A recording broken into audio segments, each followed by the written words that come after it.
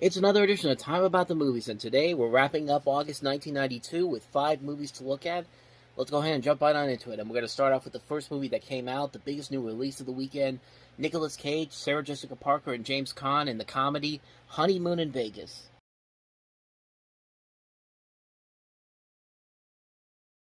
Interesting bit of trivia there. That little kid there that was playing the little Elvis, that's actually Bruno Mars. This was the first movie that he was ever involved in. His first real glimpse at stardom before he eventually became the music superstar that he became 20 years later.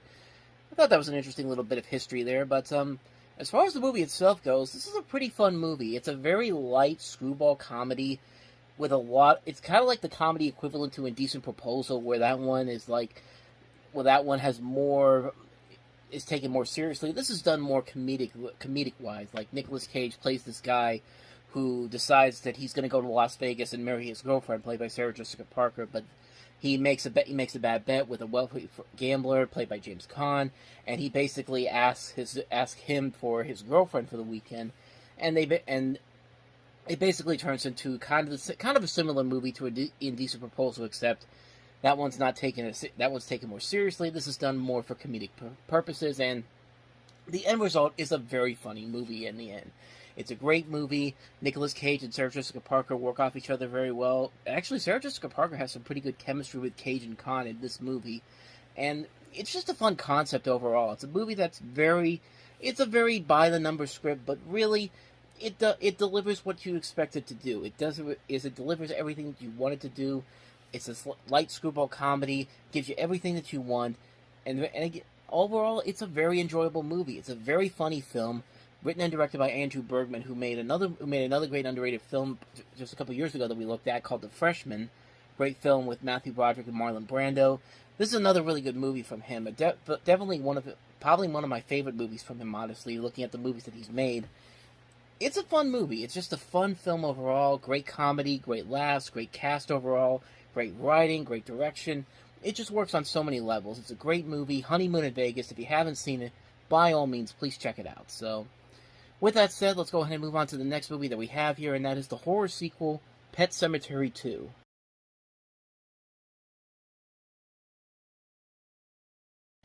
Yeah, this story probably should have stayed in. I mean, if Stephen King wants his name completely removed from the project, then actually, you know what? Compared to what Stephen King actually puts his name on, that's probably not a good sign for this movie. But yeah, this movie definitely is a major step down from the first movie. In fact, Paramount was actually not sure if they actually wanted to move on with the sequel, but they only did it if they could get the original director back. They actually had another story altogether where Ellie Creed, the young kid from the first movie, became the central character of the movie, as she was the only survivor from the first movie. However, Paramount didn't feel like they could make the film's lead with a teenage girl, which that's just a stupid argument altogether. In fact, Paramount 3 years after this movie came out would have a big hit with Clueless, and guess who was the lead in there? A teenage girl. So completely takes away the logic on that one. So they rewrote the story with a new character, and new characters. They put in a male protagonist. They actually cast Edward Furlong shortly after Terminator 2 came out. And the end result is this movie, which is largely panned by most people. It's definitely a major step down from the previous movie. You can definitely hear that they actually took sounds from other Stephen King movies, because you hear a little bit of screaming there, and if you listen to the end of the Tales from the Dark Side of the movie trailer, it's pretty much the same screen here. So they're just rehashing everything and hoping that it's going to turn out well, and it didn't turn out well. This movie was largely panned, completely forgotten almost immediately. But overall, the one positive that everybody took from this movie was that Clancy Brown was really good. I mean, it's Clancy Brown playing kind of an antagonist role here. I mean, that's perfect casting for him. I mean, he usually never goes wrong in that role. So I can see why people latched onto that as the most positive thing they could take from this movie. But the rest of the movie itself, though, doesn't really make a ton of sense on so many levels. They got a really good cast here, too. You got Edward Furlong, Clancy Brown, Anthony Edwards playing a doctor a couple years before he became a much more famous doctor on ER. Jared Rustin from Big and Honey, I Shrunk the Kids. Ooh, excuse me. But Yeah, this is one where I feel like they went for the bigger stars than actually making a decent a story that could follow up from the original film. And it doesn't really work on any level, shape, or form. There's nothing really there that makes it stand out more than the first movie does. The first movie can be really silly, but the terrifying factor was there.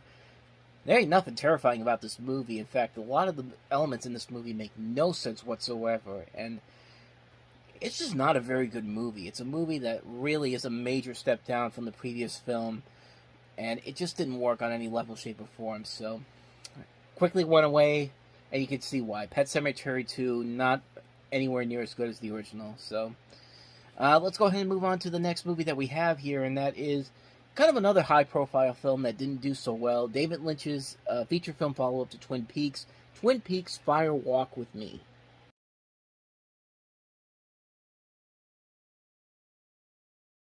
So something you kind of have to keep in mind with this movie is that it was not only coming 2 years after the original series premiered, but the zeitgeist of Twin Peaks had already kind of died down. It was kind of a one-season wonder, and then by the time the second season happened, the show was already gone after that second season.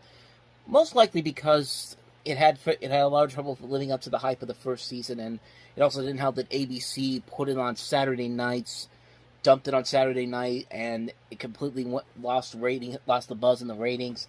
So, making this movie to be kind of the prequel to the events of the series, where we actually get to see the last couple of days of Laura Palmer, played by Cheryl Lee, before she ends up getting killed, it's kind of a tough thing to do. It's a movie that tries way too hard to try to put the pieces together from the start of the series.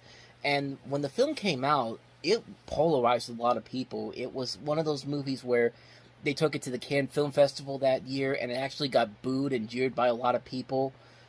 And the film was not a big hit at the box office. It kind of crashed and burned, and it wasn't that big of a success, and it kind of hurt David Lynch's name for a little bit there. Because, I mean, at that point, David Lynch was one of the was one of the big names at the start of the decade. But then after that movie came out, he really kind of like went away for a long time, and then came back later on in the year with the decade with Lost Highway and The Straight Story at the end of the decade. But over 30 years later now, I think a lot of people realize that there is a lot more here to it than what was there at the beginning when it first came out.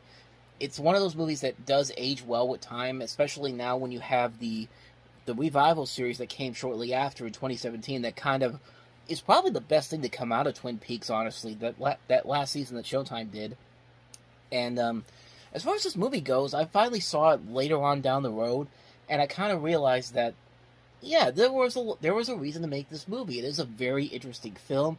It's a much darker and less humorous piece compared to the TV series, and I think a lot of people that looked at this movie back then were kind of there was no real reason to make that movie back then. But as the series has kind of had this cult following over the last 30 years, it's come to back to fruition that this movie actually was really doing a lot more to kind of fix the story up a little bit.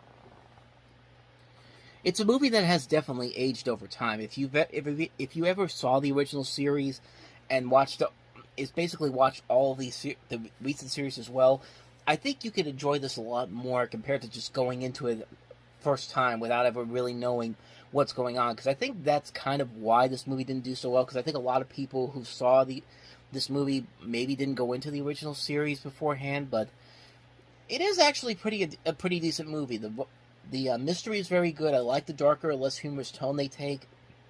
I think overall it does lead to a pretty solid movie overall. It's a movie that I think works better if you've seen all of Twin Peaks of the original series and then this movie.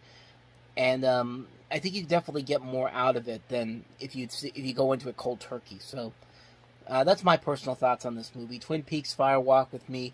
It's better if you've seen the original series first than actually going into it just on its own. And that's how I feel about it. So, on to the next movie. That is Freddy as F07, a.k.a. Freddy the Frog.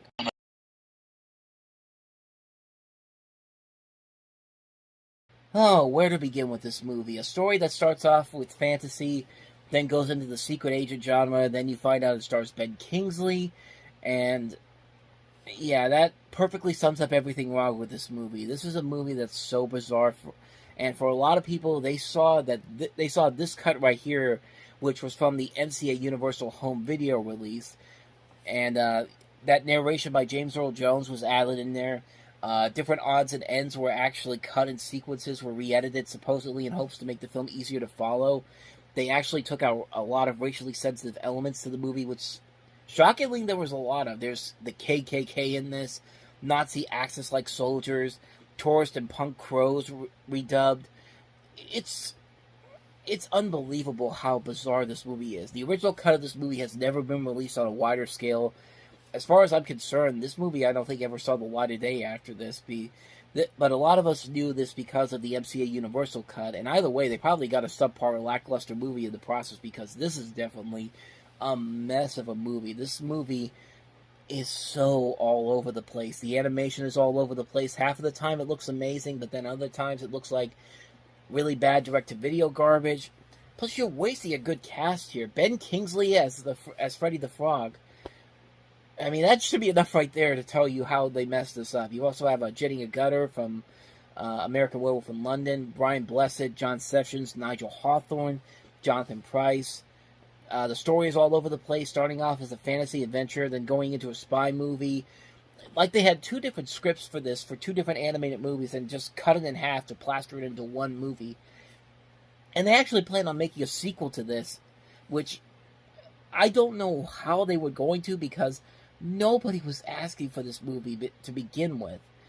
It's really a forgettable piece of 90s fluff. Mixed animation, waste of a good cast, lackluster music, a lousy story, just a mess overall on so many fronts. It's a movie that's so bizarre, so insane, and just you never really get the sense that there was a good agreement on what direction they wanted to take this movie to.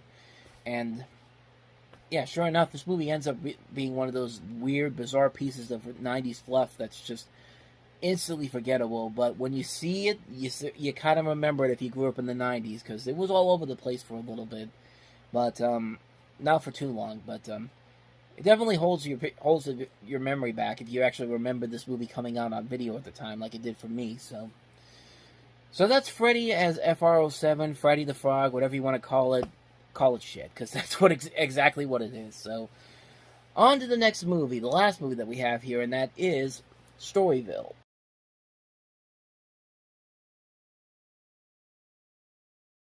So James Spader stars as this lawyer running for Congress in New Orleans. He's filmed with a prostitute's blackmail, and as he investigates, he discovers shocking secrets about his father, his family's fortunes, his own political advisors, and coincidentally, we're talking about something from the same people that brought us Twin Peaks. Mark Frost, who also did Hill Street Blues, directed this movie, and he co-wrote this movie.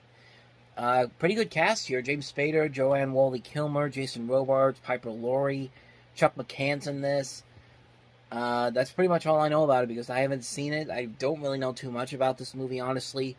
But James Spader looks like he's given a good performance, so there's that. So yeah, there's nothing really more I can add on this one here, because I haven't seen it, can't talk about it a lot, but looks promising enough, so yeah, that's all I got for you on Storyville. And so on that note, we wrap up another edition of Time About the Movies. Next time we meet, we'll look at Labor Day weekend 1992. Only got two movies to look at today. One I've never even heard of, Matthew Broderick and Out on a Limb.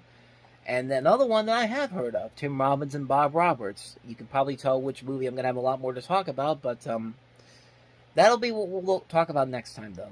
So with that said, thank you very much for watching, and if you want to see more videos like this, please go ahead and hit the playlist on the next page, check out the previous episode, and I'll see you guys tomorrow for another episode. So thank you for watching, I'll see you next time, and until then, as always, take care.